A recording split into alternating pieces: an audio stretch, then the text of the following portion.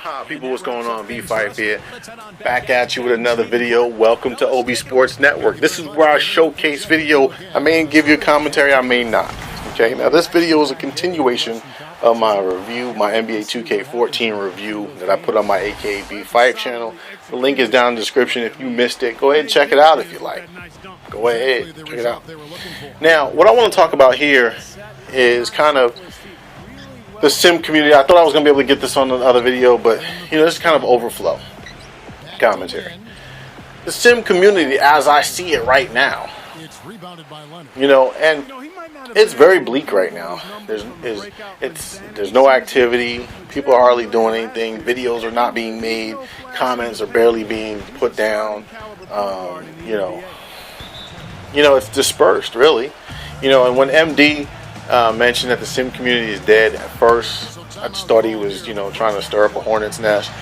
But you know, he's right. He's absolutely right. The sim community is dead. Now, maybe a month or two before that, I made a video, just add water, some kind of spark or whatever, and that was my way of saying the sim community was in shambles. You know, and that there was a lack of enthusiasm in the sim community. People were taking shots. You know, it was just in disarray. You know, and since then, that MD followed up with the sim community is dead. Kind of similar to what I did with the, with the memorial, and it's done. You know, like after Backbreaker Memorial, done. Backbreaker was done. He did this. Sim community is dead. It is, and I agree. At first, like I said, I was resistant, just thought it was just, but I'm starting to see that now, you know, because the way it was back then, where, you know, you had guys like Brozells, like Apex versus myself, Smitty, Sim, you know, all those guys was, you know, we was feeding off. And there was a lot of other people, you know, Moody was doing, everyone was feeding off of each other's videos, you know. Hard 8 was there, Ronick was there, you know, we was all feeding off each other's videos, and it was a good time because we wasn't attacking the person, we was attacking their principles, their perception, their insight, their skills. You know, we were attacking their abilities as opposed to that person.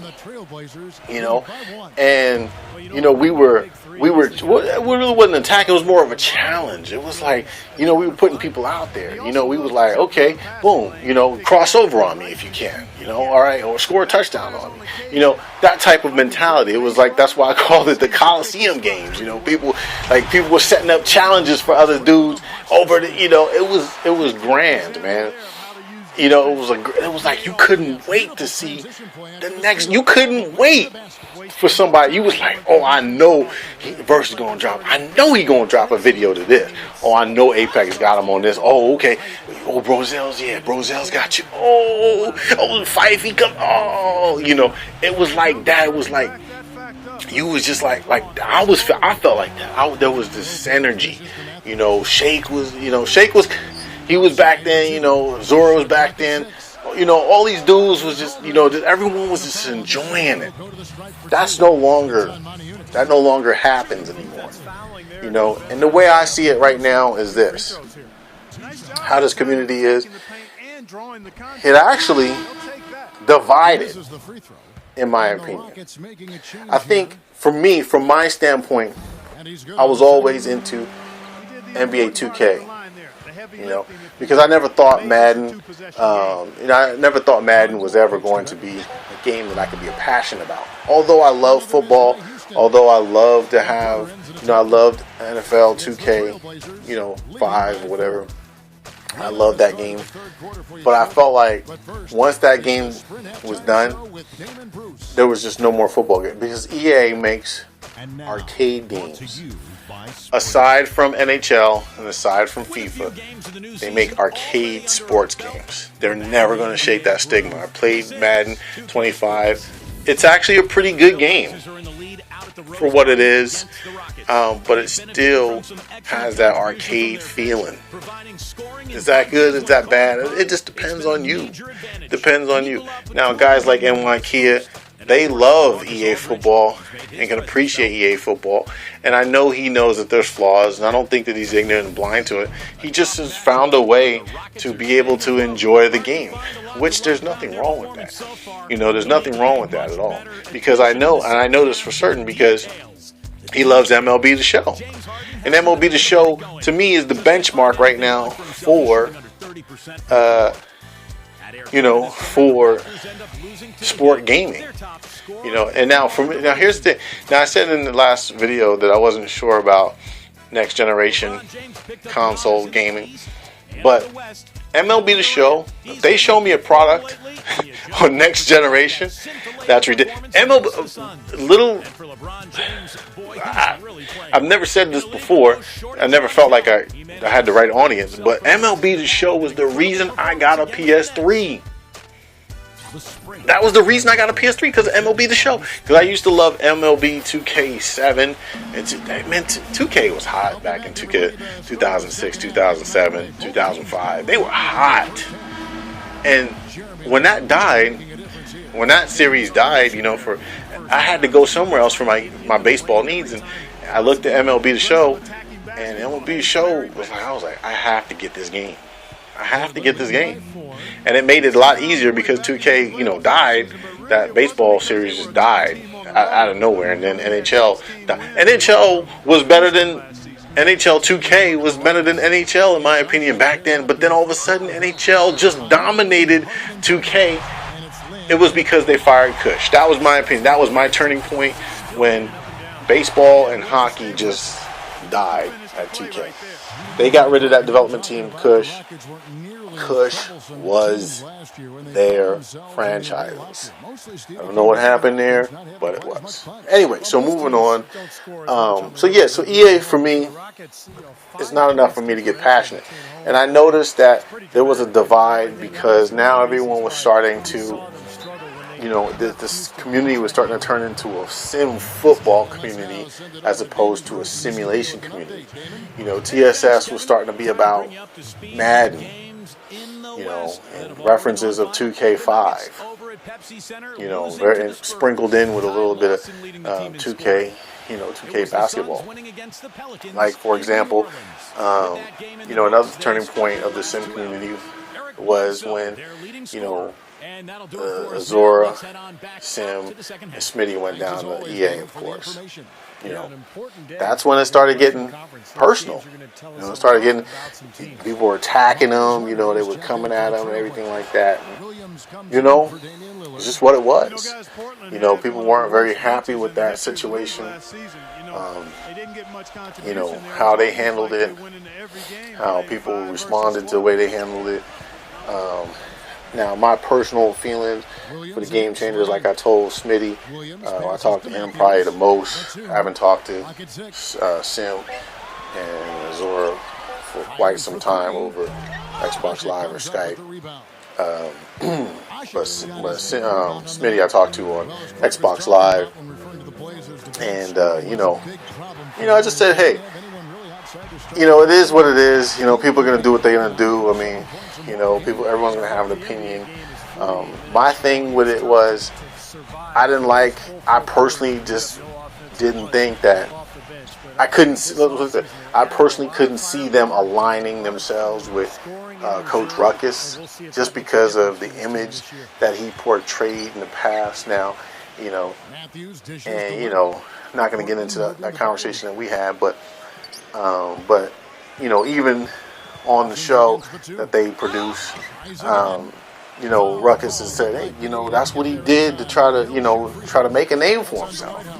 And I put like this: if you're going to make a name for yourself by jumping on Ian Cummins' back or Peter Moore's back, or and telling people that Madden 11 is the greatest for sim gamers, if that's what you want to do to get a name for yourself, then that says, to me, this person has a goal, and there's nothing stopping them from accomplishing this goal.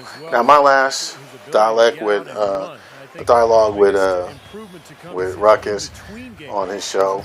That said, volumes. I don't really have anything super negative to talk about him, but I will say that, you know, after I asked him a straight up question, he took very defensively, and he normally likes to comment that people are men, or he's a man about things, and people act feminine, you know, about certain things. He certainly reversed those roles where he seemed like he was the defensive feminine person with that. And here's the funny thing about that, okay, was my question was on the mind of one of his favorite callers that calls in every show, Alabama. Alabama was like, yeah, I don't want to be disrespectful, but I felt the same way in so many. That's exactly what he said. He wanted to know the same question that I wanted to know. Why so much Ian Cummins chatter? Because of who Ian Cummins was. You know what I'm saying? So he took, you know, so that whole thing, man, go check out that show if you want to know everything about it. But the point was, that was my thing with the Game Changers. It wasn't necessarily about them. Now, there were some things I think they possibly could do differently or present it differently. But, you know, hey, they're their own people. I'm not good judgmental to who they are and what they do. You know what I'm saying? They're their own person. And so I just kind of you know, I let that, I never really commented on that and felt the need to. This is probably the most I've ever commented on the Game Changers, but, you know, am I still cool with them, or do I still feel like I can be? I just don't talk to Sim and Azor on a normal basis, but, you know, Smitty, I definitely feel like, you know, I can hit him up on Xbox Live or Skype, and, you know, and just jump. And matter of fact, Smitty and I have long conversations, you know what I'm saying? You know, so I like Smitty, he's a good brother. And we have very good conversations, you know. So anyway, so that's about it. But as far as in the sim community, I just feel like you know, it is dead, man. It really is dead. The whistle, contact on the way up, and 2 shots coming up. You know, it doesn't show up in the box score, guys, but he's one of the best in the league at taking charges. Sometimes even more valuable than a block or a steal. You get the ball and chalk up a foul the other way. It's not pretty, doesn't necessarily show up in the box score, but it helps you win. You know, the Blazers found themselves, guys, near the bottom of the West last season, and typically when that happens, you struggle against the rest of the conference, and that was certainly the case for Portland. The Trailblazers making a switch here. Aldridge is checked in. Lynn kicks to Harden. Back to Lynn. Howard with a screen on Williams. Shot off the pick. A nice shot by Lynn. Lynn's got 11 points. Portland did have their problems, as you said, Clark, against the West. A big part of it was late in the season. They were beat up and lost their last 13 games of the year. Steve, mostly those losses coming to Western teams. Well, that was a big slide for them. And, you know, they probably made their 18-34 mark in the conference seem probably a little worse than it should have. But look, they were out of the playoffs. They lost their edge, and they were playing a lot of young people. I think this is a team that has a chance to make a big comeback. And Aldridge with the block. Outside Williams. On the wing, Batum. That drops, and it comes off an assist from Williams. And it's 8 points for Nicholas Batum. Let's look at the energy stats, how the hustle game has been going for Portland. We've seen them make that extra effort rotating from the weak side, closing out on their airspace, and sending shots back. They've been firing on all cylinders in the transition game, too. I mean, they've really run the break well. And Houston calls their first time out of the game.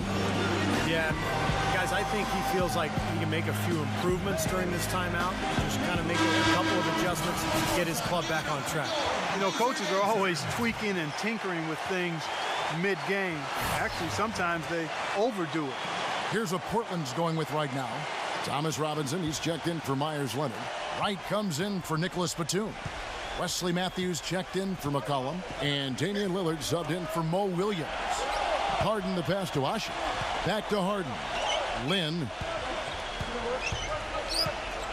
And stolen by Lillard. There's 1:17 left in the third quarter. Pass to Robinson. Howard with the block. Now Lynn.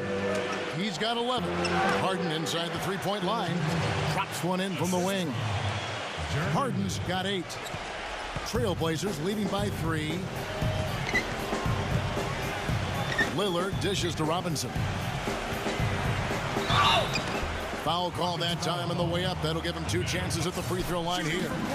You know, it's always a challenge adjusting from college to the pro game, particularly when you talk about the size of the NBA big men. When Thomas Robinson struggled his rookie season, he really started to lock into watching tape of another undersized power forward, Mr. Paul Millsap, as a way to try to improve his own game. And the Rockets making a change here. Smith has checked in. They time it right. They can end this quarter with a 2-for-1. Yeah, that's the smart move there. That's how you want to end the quarter, but make sure you get a good solid possession here. And Lillard kicks to Aldridge. He's against Smith. Aldridge drives in. And the shot is good. Aldridge has got 12. He's been one of their more reliable options today, guys. I mean, his shooting has led them to this lead. Lynn gets a screen from Harden. A nice shot by Lynn. Seems like they're on their heels every time defensively because the ball continues to go into the post. Well, if they don't pick up the aggression, things are only going to get worse. Aldridge down low. And he drops in the layup off the glass. Aldridge has got 7 now in this quarter. That's where you like to get shots, inside and close to the hoop. It's still anybody's game as we've reached the end of 3. Trailblazers lead by 3. From the Rose Garden in Portland, Oregon, we're back in a moment.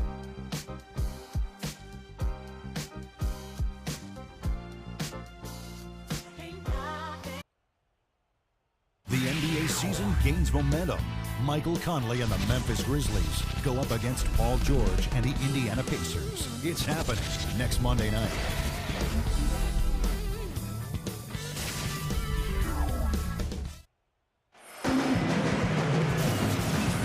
Thanks for joining us again as we get set for the fourth quarter. A terrific game so far.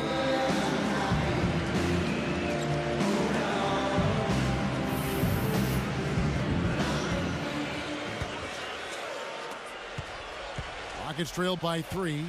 A moment now to reset the lineups. Brought to us by Gatorade. All fueled up here for the fourth quarter. On the floor for Portland, Lillard and Matthews pair up in the backcourt. Jarrell Wright is out there with LaMarcus Aldridge. And it's Robinson in at the center. Here is Lillard. Back to Robinson. Lillard outside. Pass to Matthews. Shot clock at 6. And so he draws the foul on the shot. A trip to the line to shoot 2. You know, a big part of the success of LaMarcus Aldridge is his versatility. He can play power forward. You can slide him over and move him to the center spot. But he's very difficult for anybody to handle. Almost 7 feet tall and extremely skilled. Catching up on the changes for Portland. Robin Lopez has checked in for Thomas Robinson. And it's Batum in for Jarrell Wright.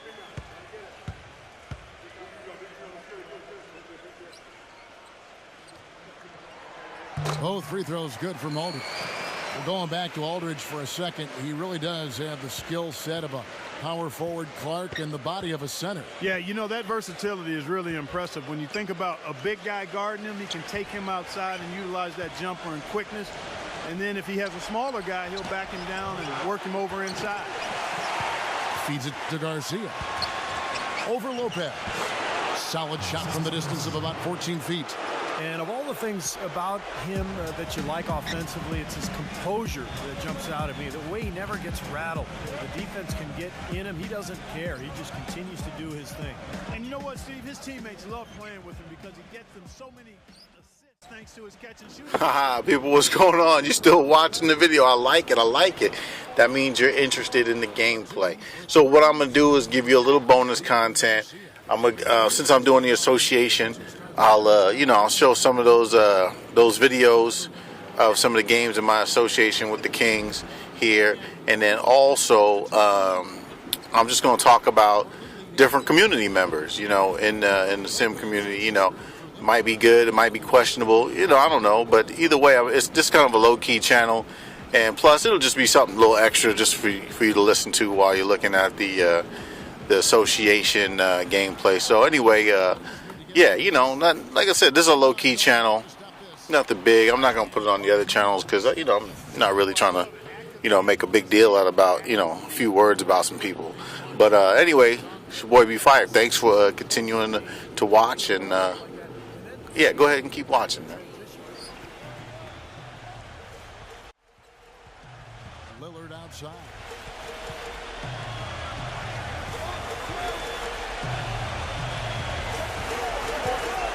The pass to Lopez. And lots of contact there. Missing the shot. He'll shoot 2. Well, Blazers coach Terry Stotts is a branch on the tree of head coach George Karl, and that's a pretty good tree to be on. In his playing days, Karl coached Stotts in the CBA, and actually Stotts had a pretty good career in Europe. And for Terry Stotts, after his playing days, he coached as an assistant under George Karl, both in the CBA and then with the Sonics and the Bucks. And over 2 decades of coaching experience, Kevin. This is his 6th season overall as an NBA head coach. Remember, he coached the Hawks as well as the head man, but I thought did a nice job with Portland last season. Howard, good. Just seems like they're finding an open lane to the hoop every time down. That's 5 buckets in a row for them in the paint. Yeah, on the flip side, Steve, the defenders have to show more fight on the interior. Back to Aldridge. Outside, Batum deflects the pass. Batum with the steal to the inside, and it's sent back by Parsons. Rockets have gone 4 of 7 from the field since the beginning of the 4th. Beverly the pass to Parsons. Offensive rebound. Here's Harden. Lopez with the block. Here's Batum with the lead pass, and Aldridge slams it in. How about that fantastic finish and the aggressive move, too, Kevin? Trying to send a message, Clyde, with that slam, I think. Well, that's how you send it. 2 hands and hammer it down. Harden kicks to Beverly. Harden puts up a 3. He feeds it to Howard. Parsons dishes to Harden. Houston moving it around. Here's Howard. Banked in off the glass. Howard's got 6 points in the quarter. That is some real serious dime dropping there. Exquisite assist.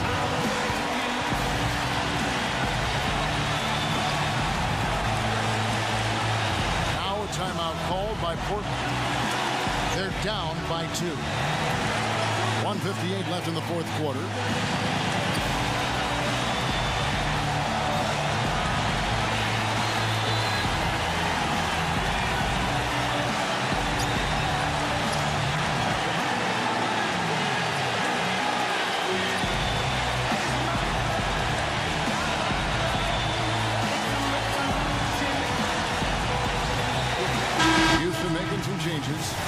And now Doris Burke has an update from the sideline. Yes, I had a chance to find out what the Trailblazers head coach was going over with his guys. He urged his players to keep fighting, saying, we're right there, but the margin of error has shrunk. We've got to play aggressive and smart. Guys? Outside Williams. Robinson a screen on Lynn. Williams passes to Robinson. It's rebounded by Houston. Howard's got 8 rebounds in this game. Lynn kicks to Harden. That one goes. Count it. Now it's a 4-point Rocket lead. I love it when a player like this shakes off a poor first half and comes back strong like he has, showing a lot of confidence in his game. McCollum dishes to Leonard. Yes! And the foul. On Dwight Howard. That's how you get the crowd on its feet. Huge bucket. They've been waiting for that one, guys.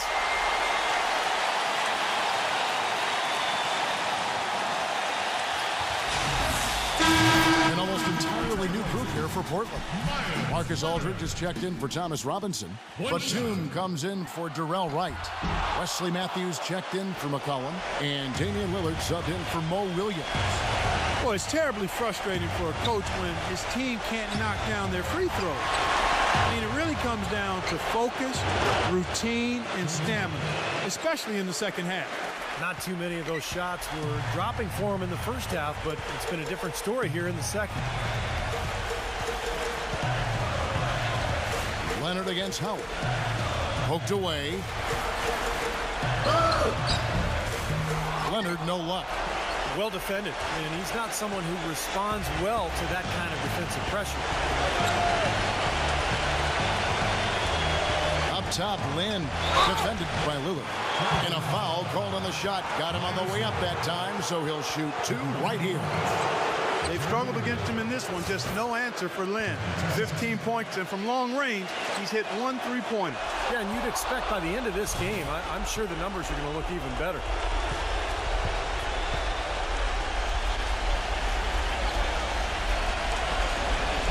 So he gets them both, and it's a 7-point game. And no mistakes there. A couple of good free throws to give them a little extra cushion.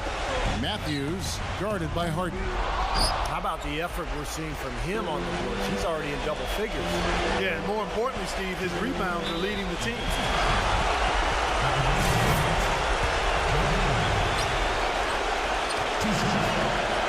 He hits the first one, and that stretches their lead to 8. The Trailblazers making a switch here. Lopez is checked in.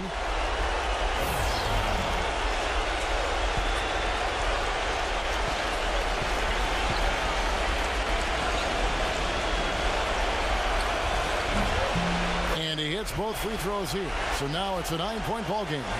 No mistakes there. I think you can close the book on this one, guys. It's done. About 7 seconds separating the shot and game clocks. No good. They had a chance to end the run there. Rockets have gone 7 of 13 from the field here in the fourth. Well, this one is winding down now. Houston can watch the clock run out. And there's the foul. It's on Nicholas Batum. That's his first foul of the game, and the bonus will go to the free throw line.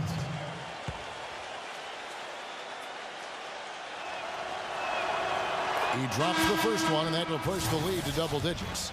Houston with a big group substitution here.